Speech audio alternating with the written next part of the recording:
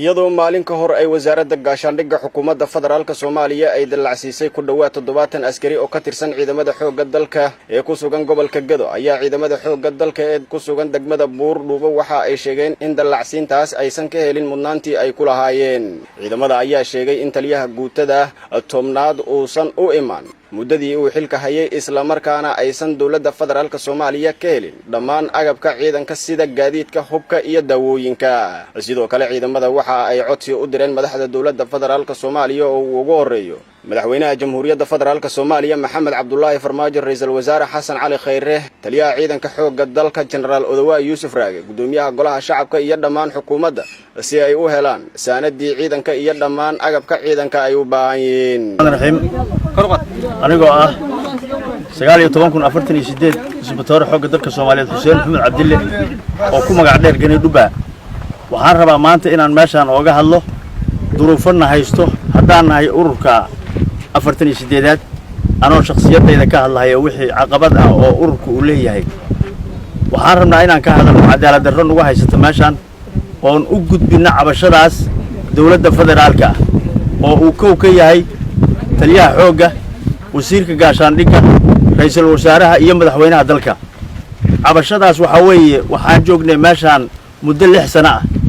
6 sano meeshaas aan joognay cadow badan baan nagu soo weeraray dagaalo badan baan la kulannay cadowgii waan iska difaacnay ilaahay fadligii waa iska dhicinay maydkoodaan waxaan dhignay dhufayska dhexdiisa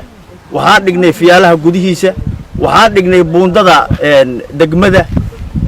intaas aan diriireynay waxaan tabanaynaa cadaalad darro badan oo na haysato haddana aan ku samreynay waxa ka mid ah cadaaladaas cidda aan cadaalad darrada ka tirsanayno waxa weeye taliyaha guutada tobnaad.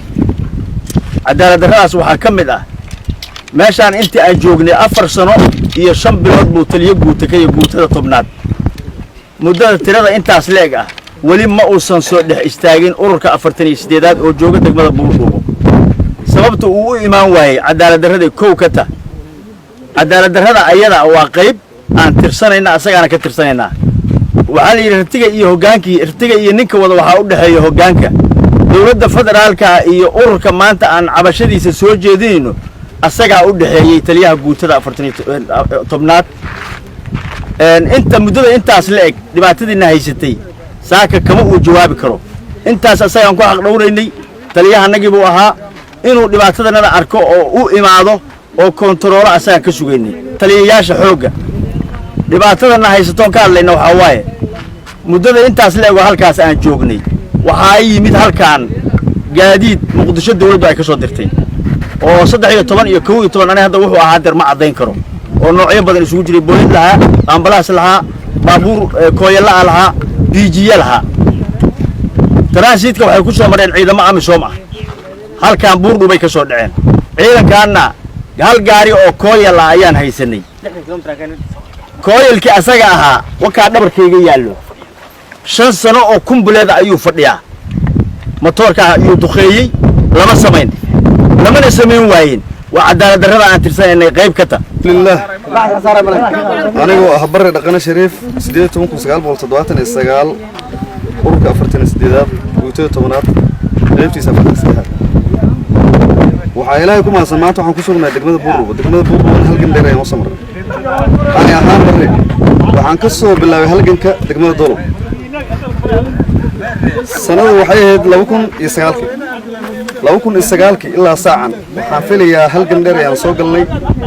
sida la garanayo Garbaari oo taariikh ahayd wacdara ogaanto Soomaaliya madaxtooyada laga celinay sirada ogaantaan ku rabay ilaa saacan waxaan u maleynayaa hal habeen ah kamaan Facebookiga ama shaqadayda wax bardo oo noqday jiraan barnaamijka asaga ayaa waxa dhacday hadba taliye guud hor ayaa noo soo bedelay waxaan noo soo bedelay sanka cadu anaga hada waxa way wax dhibaato kale hadaan ka sheeganayna ma jiraan laakiin xaquuqdayada uu lunsaday uu ku ciyaaray oo ururka uu ka dhigay urur laga xukumo macnaha telefoon sidiisaba oo imaad laga waa oo xayaweenka xaquuqda aan leeyahay aan ka helin barnaamijkaas ayaan media u soo istaagnay inaan Soomaaliya aan u bandhigno dalacaadiyadii gaadiidkeeyagii xanuunadoonadii inta daryeel wax uu noo hayay inay si jirin سيدا أوجد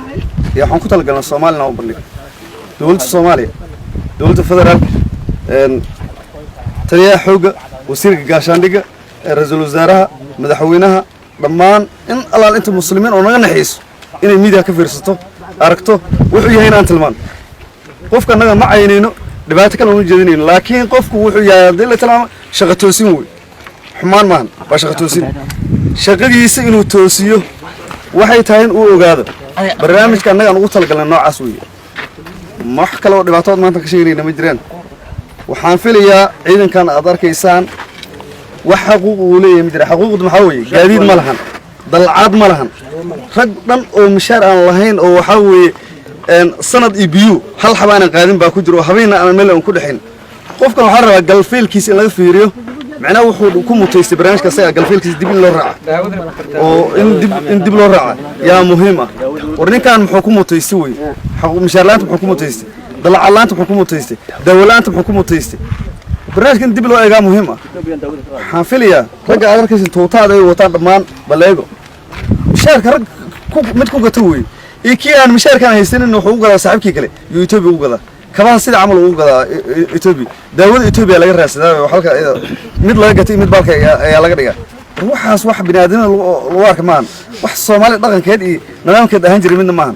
حن ما أنت عن ميديا مد الصومالي من أن حجر أنا كجلين وواحد ولب إنه متوسط أن وضل قاعدين حرضنا نض إن كان سنو هذا عد معناه توصل وبهنا سنك عدو وحي هاي سنك عدو وحي والحق الله وفجي سنك عدو شخص إسماعيل يوسف lambarka iguna yahay 19040 waxaan rabaa inaan ka hadlo oo barnaamijka maanta u soo istaagay caqabad na haysato ka urur ahaan ururka 48aad guutada 10aad qaybta 43aad oo joogo degmada Buurdhubo waxaan cabasho ka nahay taliyaha guutada magaalada Buurdhubo ee degmada Buurdhubo ciidankan wuxuu imaaday bishii 3aad 2014 waxaa lagu qabtay sidaad ogtihiin waxaa haystay muddo dheer cadawga al-shabaab baa haystay ciidanka Soomaaliyeed ee xoogga dalka Soomaaliyeed baa magaaladan qabtay muddada intaas leeg baan annagu halkaa joognay oo difaac annaga ku sugnay muddo dheer baan soo samreynay oo halkaan joognay oo waxay naga dhigteen maadaama furuntii koobaad ay ahayd meeshaan cadawgu wuxuu soo saaray caqabado fara badan inuu maartay meeshaan uu qabsado meeshaan waxaa ku taalo sida ninkii yaqaan ugu yaqaanaaye waa laba gobol bay kala qaybisaa degmadan Buurdhubo oo buunda waxaa ku taala istiraatiijiya cadawga marka maadaama annagu aan noqonay furun wuxuu soo saaray maartay yool aad u fara badan waxaana taaganahay hadda oo idin la hadlayo dilinta maartay cadawga shiishka baan taaganahay waxaan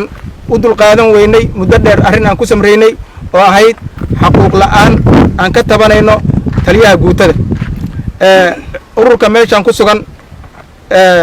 oo hadda laga soo sheekeeyay maartay saaxiibadii ay ka soo sheekeeyeen waxa weeye waxa haysato cadaalad darro muddo intaas leeg oo hadda soo sheegay oo 6 sano ku dhow ciidankan taliyaha guutada meesha uu ka degan yahay degmada Buurdhubo weligii muusan arag si kastaba ha ahaatee ciidanka xoogga dalka ee ku sugan degmada Buurdhubo ayaa waxa ay madaxda dawladda federaalka Soomaaliya iyo shacabka u muujiyeen in ay mar walba u taagan yihiin difaacidda dhiigga iyo maalka ummadda Soomaaliyeed caqabad kasta oo ay wajahaan Bishaar Ibrahim Aadan warbaahinta Waamo degmada Buurdhubo ee gobolka Gedo.